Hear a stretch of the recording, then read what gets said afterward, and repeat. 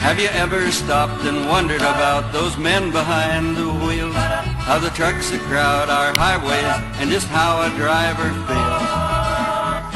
When the tourist traffic is thick as fleas, a cop on every curve, and you're 2 hours late for a heavy date and about to lose your nerve.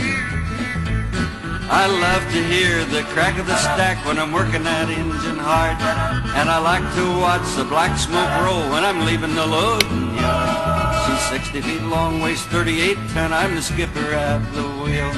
I'm having a ball and I'm 9 feet tall, that's the way it makes me feel.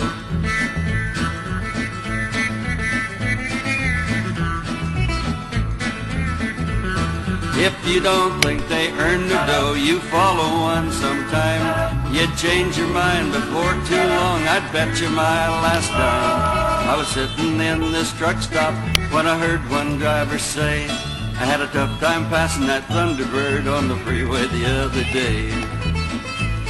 I'll pull into a diner, there's a pretty little waitress there.